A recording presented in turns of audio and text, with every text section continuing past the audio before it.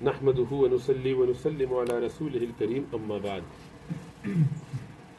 تذکرہ تابعین. اس میں امام زین العابدین جنہیں کہتے ہیں امام ہمارے حساب سے ایک عقیدہ اہل تشیع کا بھی ہے کہ وہ بھی امام کہتے ہیں. نحمده ونصلي ونسلم على رسوله الكريم اما بعد. تذکرہ تابعین. زین العابدین علی بن حسین بن علی رضی اللہ تعالیٰ عنہ. یہ وہ سہانا اور سنہری سال ہے جب اکاسرہ ایران یعنی کسرا جو تھے تو کسرا اکاسرہ اس کی جمع کی آخری بساط بھی لپیٹ دی گئی. آخری کسرائے ایران یزدگرد فرار ہو کر موت کی آغوش میں چلا گیا. اس کے کمانڈر محافظ اور اہل و عیال مسلمانوں کے قیدی قرار پائے اور یہ سارے غنائم مدینے پہنچا دیے گئے کیونکہ مدینہ اس وقت خلافت راشدہ کا دارالخلافہ تھا.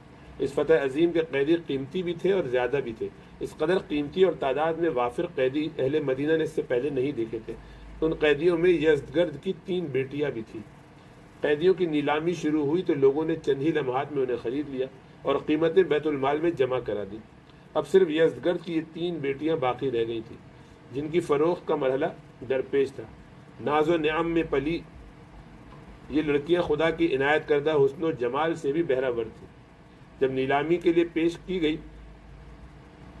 تو ذلت و اہانت کے باعث ان کے سر جھک گئے اور حسرت و انکسار کی وجہ سے آنکھیں اشک بار ہو گئی. آنسو نکل پڑے. ظاہر بات ہے کہاں شہزادیاں اور کہاں دربار میں بازار میں بک رہی. حضرت علی بن ابی طالب رضی اللہ تعالیٰ عنہ نے یہ منظر دیکھا تو پسیج گئے اور اس خواہش کا اظہار کیا کہ کاش ان لڑکیوں کو ایسا شخص خرید لے جو ان کو ان کے شایان شان مقام و مرتبہ دے. حضرت علی رضی اللہ تعالیٰ عنہ کا یہ موقف تعلیمات شریعت سے متصادم نہیں تھا. رسول اللہ صلی اللہ علیہ وسلم نے فرمایا کہ ارحموا عزیز قوم ذلہ، مغلوب اور مفتوح قوم کے معزز افراد پر رحم کیا کرو. حضرت علی رضی اللہ تعالیٰ عنہ خلیفہ وقت حضرت عمر بن خطاب رضی اللہ تعالیٰ عنہ سے مخاطب ہو کر فرمانے لگے کہ امیر المومنین شہزادیوں کے ساتھ عام لوگوں کا سا سلوک نہیں ہونا چاہیے. عمر فاروق رضی اللہ تعالیٰ عنہ نے جواب دیا کہ آپ نے بات تو ٹھیک کہی ہے مگر طریقہ بھی تو بتائیں. حضرت علی رضی اللہ تعالیٰ نے فرمایا کہ ان کی قیمت کو بہت زیادہ بڑھا کر مخصوص فرما دیں، پھر ان لڑکیوں کو اختیار دے دیں کہ وہ قیمت ادا کرنے والوں میں سے جس کو چاہیں اپنے لیے پسند کر لیں. حضرت عمر اس تجویز پر خوش ہوئے اور اس پر عمل کیا. ان لڑکیوں میں سے ایک نے عمر بن خطاب کے بیٹے عبداللہ بن عمر کو پسند کیا، دوسرے نے ابوبکر صدیق کے بیٹے محمد کو پسند کیا اور تیسرے نے جس کو شاہ زنانہ کہا جاتا ہے نواسہ رسول حسین بن علی رضی اللہ تعالیٰ عنہ کو پسند کیا. شاہ زنا یعنی عورتوں کی بادشاہ گویا. یہ مسلمان ہو گئی. زن کہتے ہیں عورت کو تو زنا اس کی جمع، تو شاہ زنا عورتوں کی بادشاہ یعنی ملکہ. اور بہترین اسلام کا اظہار کیا. اللہ تعالیٰ کے دین مستقیم سے بہرہ مند ہوئی، غلامی سے نجات پائی اور ایک لونڈی کے بجائے آزاد عورت کی حیثیت سے حسین علیہ السلام کی بیوی بن گئی اور اپنے پہلے دین کے ساتھ تمام وثنی یعنی بت والے تعلقات کو منقطع کر دیا. حضرت حسین رضی اللہ عنہ اپنا نام شاہ زنان یعنی ملکۃ النساء سے غزالہ رکھ دیا. یہ غزالہ شہزادیوں کے شایان شان بہترین خاوند سے سرفراز ہوئی تھی حسین رضی اللہ عنہ کی. اب کوئی خواہش باقی نہ تھی سوائے اس کے کہ اللہ تعالیٰ ان کو نعمت اولاد سے نواز دے. اللہ نے انہیں اس اعزاز سے بھی نواز دیا اور انہیں خوبصورت اور چمکتے چہرے والا ایک بیٹا عنایت فرمایا. غزالہ نے اس کا نام اس کے دادا کے نام پر علی رکھا. حضرت علی رضی اللہ تعالیٰ عنہ کے پوتے حضرت حسین رضی اللہ تعالیٰ عنہ کے بیٹے، ان کو زین العابدین کہا جاتا ہے کہ عبادت کرنے والوں کی زینت ہے جو ہے بہت متقی. یہ وہ ہیں جو کربلا میں 13-14 سال کے تھے لیکن تھوڑا بیمار تھے، کمزوری کی وجہ سے شرکت نہیں کر سکے تھے کسی آپس کی لڑائی میں اور ظالموں کے خلاف. تو باقی سبھی لوگ ماشاءاللہ سیدنا حسین رضی اللہ تعالیٰ کے ساتھ تھے لیکن یہ بھی ساتھی تو تھے لیکن اٹھ نہیں سکے، ہمت نہیں تھی، کمزوری تھی، نقاہت تھی، تو وہ ٹینٹ میں ہی رہے، اپنے خیمے میں رہے. جس میں انہوں نے جب شہید کر دیا سیدنا حسین رضی اللہ تعالیٰ کو اور تمام لوگوں کو تو ان کے بارے میں پھر کسی نے کہہ دیا کہ تو بیمار چھوڑ دو، ان کو ویسے بھی نیک ہیں اور ان کا ان سے کہہ دینا دینا چلو ان کو چھوڑ دے، وہ بچ گئے. تو خواتین کے ساتھ پھر وہ لے کے وہاں پہنچائے گئے شام کے دربار میں یزید کے پاس اور باقی جو بھی معاملات ہوئے. تو یہ ہے امام زین العابدین جنہیں جو کہتے ہیں بڑے، یعنی زین العابدین، نیک آدمی تھے، بے تحاشا نیک۔ اللہ نے غزالہ کو خوشی کا بھرپور موقع مہیا فرمایا، مگر خوشی کے اس موقع کو وہ چند لمحات سے زیادہ نہ پا سکی، زچگی کے بخار میں مبتلا ہو کر اپنے رب کے حضور چلی گئی۔ اسی میں بیمار ہوئی اور بس ولادت کے کچھ عرصے بعد ہی انتقال ہو گئی۔ اب بچے کی دیکھ بھال اور تربیت و پرورش ان کی ایک لونڈی کے سپرد ہوئی۔ اس اللہ کی بندی نے بچے کے ساتھ اس طرح پیار و محبت کی جس طرح ماں کرتی ہے، اور اس طرح نگرانی اور نگہبانی کی جس طرح ایک ماں اپنے اکلوتے بیٹے کا خیال رکھتی ہے۔ بچہ جوان ہوا تو اسے معلوم نہ تھا کہ اس کی ماں اس لونڈی کے علاوہ کوئی اور ہے۔ یہ بچہ علی بن حسین جو ہی حصول علم کی عمر کو پہنچا تو پورے شوق و شغف کے ساتھ علم کی تحصیل میں لگ گیا۔ اس کی اولین درسگاہ اس کا گھر تھا۔ یہ گھر کس قدر خوش نصیب ہے۔ اس کا اولین معلم اس کا باپ حسین بن علی تھا۔ یہ معلم کس قدر عظیم ہے۔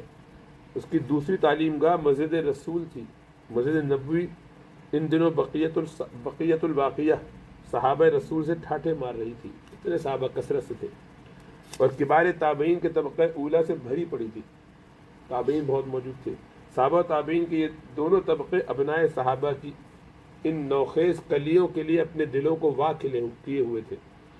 یہ کلیوں کے لیے دروازے گویا دل کے کھولے ہوئے تھے، انہوں نے تعلیم سکھانا جو بھی ضرورت ہو۔ یہ نسل نو کو اللہ تعالیٰ کی کتاب پڑھاتے، اس کی باریکیاں بتاتے، حدیث رسول ان کو سناتے، ان کے اہداف اور مقاصد سے آگاہ کرتے، سیرت رسول اور آپ کے مغازی کی داستانیں بیان کرتے، عرب شاعری سناتے اور اس کے گوشہ جمال سے ان کو آشنا کرتے۔ ان کے نوخیز اور تر و تازہ دلوں کو اللہ کی محبت، اس کی خشیت اور خوف سے بھر دیتے۔ ایک دن ایسا آیا کہ یہ مدرسہ محمدیہ صلوات اللہ وسلام علیہ کی یہ کلیاں عمل کی مہک سے معطر گلشن علم کے خوبصورت پھول اور آسمان ہدایت کے چمکتے دمکتے روشن ستارے بن گئے۔ مگر علی بن حسین رضی اللہ تعالیٰ عنہ کو کتاب اللہ کے ساتھ جس قدر شغف اور رغبت تھی کسی اور چیز کے ساتھ نہیں تھی۔ قرآن کے عذاب الہی سے ڈرانے اور انعام الہی کی خوشخبری دینے والی آیات کی تلاوت سے ان کے احساسات میں جس قدر ارتعاش برپا ہوتا کسی اور معاملے میں نہ ہوتا۔ جب وہ کوئی بات ایسی سنتے جس میں جہنم کا ذکر ہوتا تو اس قدر گرم سانس لیتے کہ گویا ان کے اندر جہنم کے شعلے بھڑک رہے ہیں، جس کی تپش سانس کے ذریعے باہر آ رہی ہے۔ ادھر علی بن حسین نے اپنے علم و شباب کی تکمیل کی، ادھر مثالی مدنی معاشرے کو بنو ہاشم کا ایک ایسا جوان میسر آ گیا جو عبادت و تقوی، فضل و خلق، احسان و بر اور معرفت و علم میں سب سے بڑا ہوا تھا۔ وہ عبادت و تقوی کی اس گہرائی تک پہنچ گیا تھا کہ وضو اور نماز کے درمیان جو وقت ہوتا اس دوران اس پر کپ کپی طاری ہو جاتی، سارا جسم تھر تھراتا رہتا۔ جب ان سے پوچھا جاتا کہ آپ پر ایک کیفیت کیوں طاری ہوتی ہے، جواب دیتے تم ہلاک ہو جاؤ، تم تو ایک ایسی بات کر رہے ہو جو گویا تمہیں معلوم نہیں میں کس ہستی کے سامنے پیش ہونے کے لیے جا رہا ہوں، اور گویا تمہیں یہ بھی علم نہیں کہ میں کس ذات سے اپنے دل کی بات کہنے کا ارادہ رکھتا ہوں۔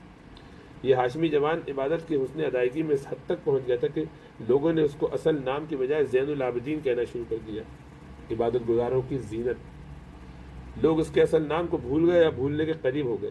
یہ اس قدر طویل سجدے کرتے اور اس کیفیت میں اس قدر مستغرق رہتے تھے کہ اہل مدینہ ان کو سجاد کہتے تھے، طویل سجدے کرنے والا، ان کا یہ لقب ہے سجاد۔ دل و جان کی صفائی ستھرائی کا یہ حال تھا کہ لوگ انہیں ذکی، پاکیزہ کے نام سے پکارتے تھے۔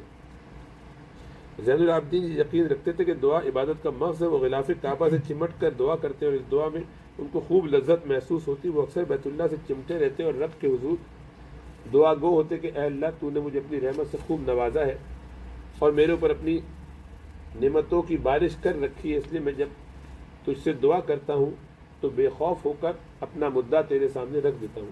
اے میرے رب، میں اس شخص کی طرح تیرے حضور حاضری دیتا ہوں جسے تیری رحمت کی اشد ضرورت و احتیاج ہے اور اس کی قوت تیرے حقوق ادا کرنے سے عاجز ہے، لہذا مجھ جیسے گناہوں میں دھسے اور اطاعت سے بیگانہ شخص کی دعا قبول فرما جس کو اس ناپسندیدہ کیفیت سے نکالنے والا تیرے سوا کوئی نہیں۔ ایک بار طاؤس بن کیسان رحمۃ اللہ علیہ نے دیکھا کہ امام زین العابدین بیت اللہ کے سائے تلے بیٹھے اور اپنی موت کو سامنے دیکھنے والے شخص کی طرح تڑپ رہے ہیں، بیمار کسی آہو بکا کر رہے ہیں اور مجبور و بے کس کی طرح دعائیں کر رہے ہیں۔ طاؤس کھڑے انتظار کرتے رہے یہاں تک کہ زین العابدین کا گریہ بند ہوا اور وہ دعا سے فارغ ہو گئے۔ طاؤس ان کی طرف بڑھے اور ان سے مخاطب ہو کر فرمایا، اے نواسہ رسول، میں نے آپ کو اس حالت میں دیکھا ہے کہ حالانکہ آپ کو 3 اعزازات حاصل ہیں جن کی بنا پر مجھے امید ہے کہ آپ خوف سے محفوظ رہیں گے۔ زین العابدین نے کہا، طاؤس وہ 3 فضائل اور اعزازات کیا ہیں؟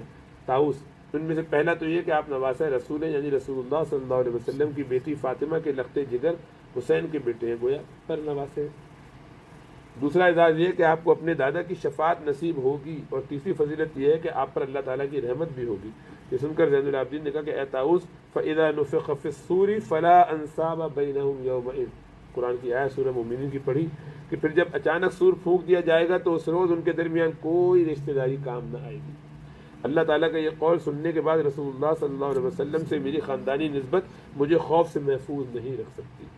آپ کا یہ کہنا کہ مجھے میرے دادا کی شفاعت نصیب ہوگی، اس بارے میں اللہ تعالیٰ کا تو یہ قول ہے کہ وَلَا يَشْفَعُونَ إِلَّا لِمَنِ ارْتَضَىٰ، سفارش کرنے والے بھی اسی کی سفارش کر سکیں گے جس کے بارے میں اللہ تعالیٰ نے اجازت دی ہوگی۔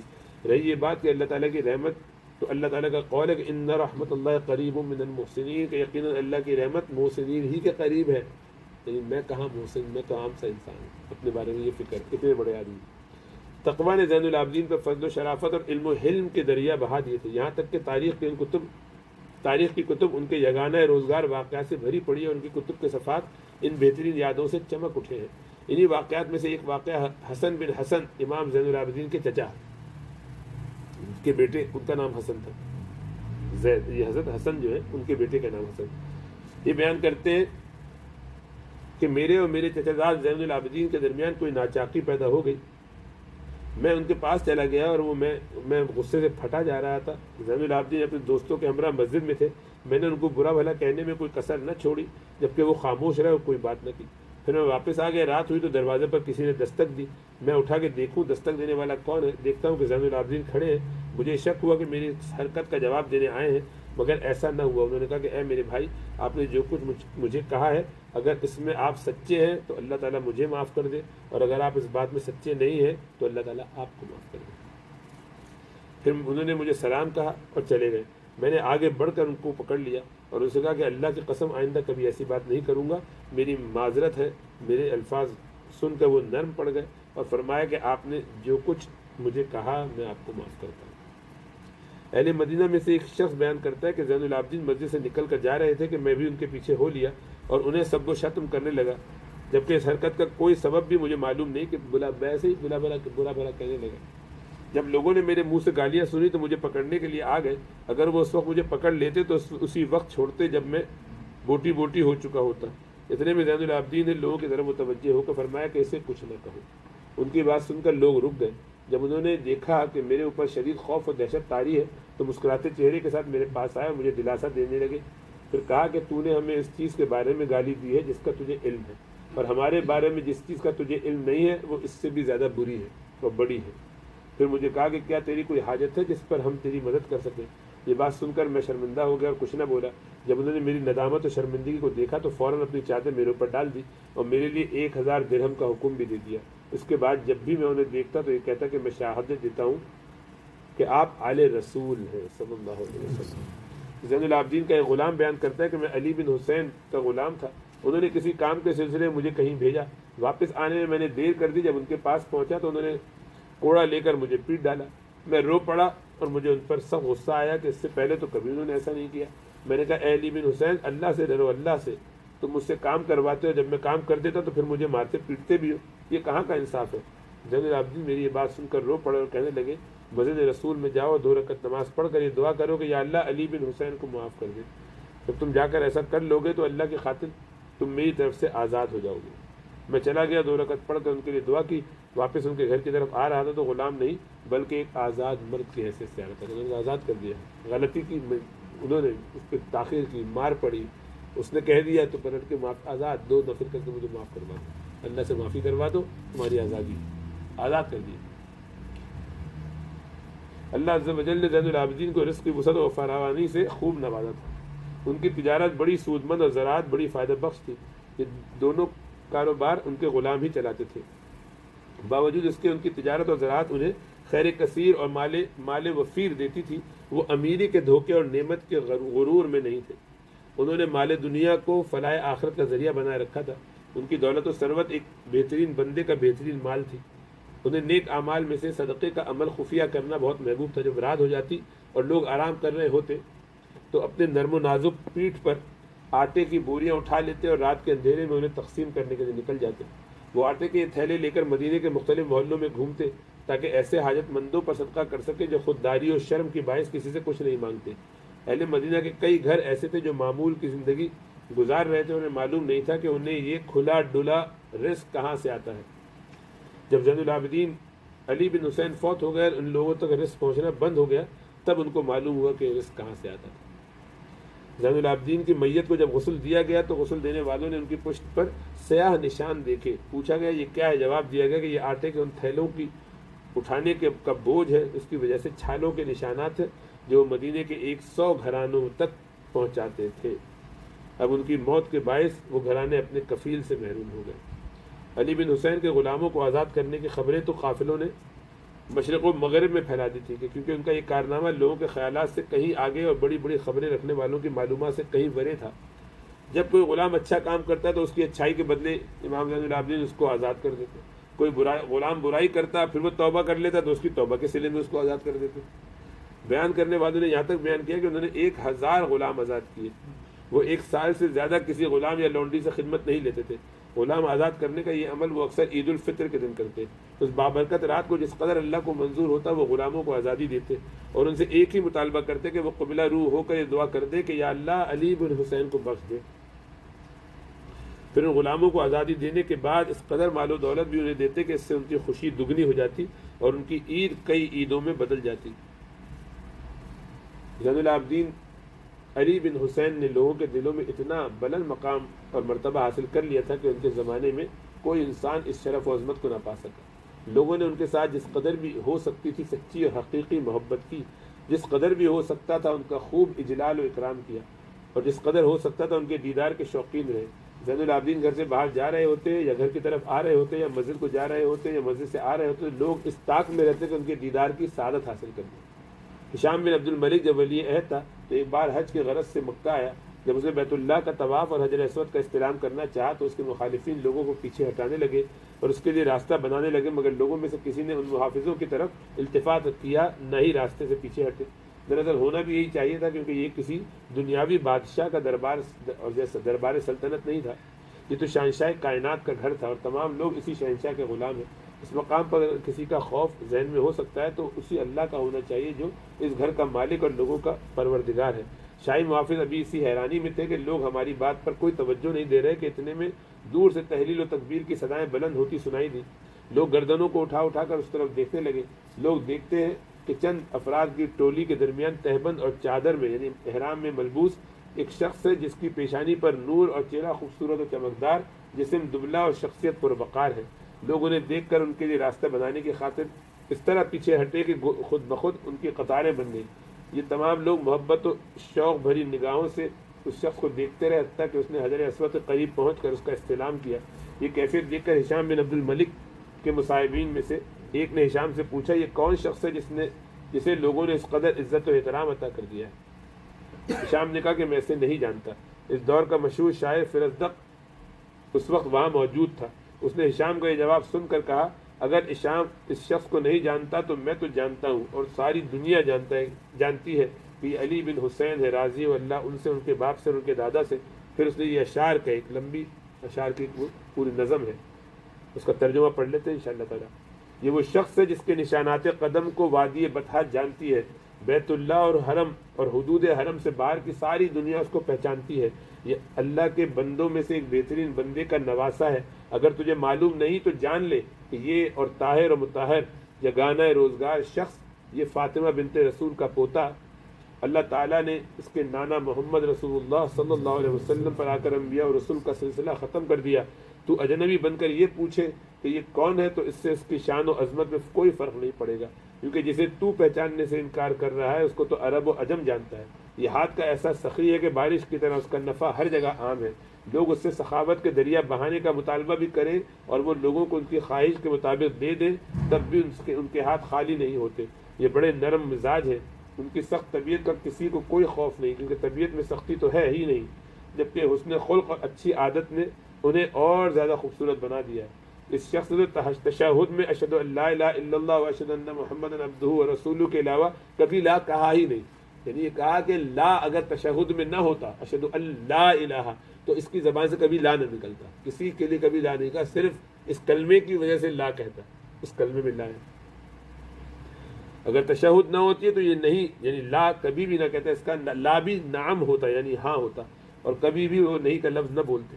انہوں نے مخلوق پر بر و احسان کو اس قدر عام کر رکھا ہے کہ لوگوں کی بدحالی کے اندھیرے چھٹ گئے اور بھوک و افلاس کا خاتمہ ہو گیا۔ جب قریش اس کو دیکھیں گے تو کہنے والا یہ کہے بغیر نہ رہ سکے گا کہ واقعی شرافت و نجابت کی انتہا انہی فضائل پر ہوتی ہے۔ ان کا حال تو یہ ہے کہ وہ حیا کے مارے نگاہ نیچی کیے رکھتے ہیں، جب لوگ ان کی ہیبت و جلال کے باعث اپنی نگاہیں ان کے سامنے جھکائے رکھتے ہیں۔ ان سے کوئی ہم کلام نہیں ہوتا مگر اس وقت جب یہ مسکرا رہے ہوں۔ ان کے ہاتھ میں ایک چھڑی ہوتی ہے جس کی عمدہ خوشبو اس پاک دل و پاک باز شخص کی ہتھیلی سے پھیلتی رہتی ہے۔ اللہ نے انہیں شاہین جیسی ناک عطا کی ہے جس سے ان کی خوبصورتی اور روب و جلال دو چند ہو گیا۔ اس شریف و نجیب آدمی کی یہ عمدہ خصال دراصل رسول اللہ صلی اللہ علیہ وسلم سے ماخوذ ہے۔ اس کے اصول و عادات اور طبیعت و مزاج انتہائی عمدہ ہے۔ اللہ اس نواسہ رسول سے خوش ہو، اور وہ ایسے شخص کی ایک بے مثال تصویر تھا جو جلوت و خلوت میں اللہ تعالیٰ سے ڈرتا تھا اور عذاب الہی کے خوف اور ثواب الہی کی حرص میں اپنے آپ کو کمزور و دبلا کر ڈالتا تھا۔ سخاوت و عبادت کے اس پتلے نے سن 94 ہجری یعنی ہجرت کے 94 سال میں وفات پائی۔ اللہ ان سے راضی ہو، اللہ ان کی قبر کو نور سے بھرے۔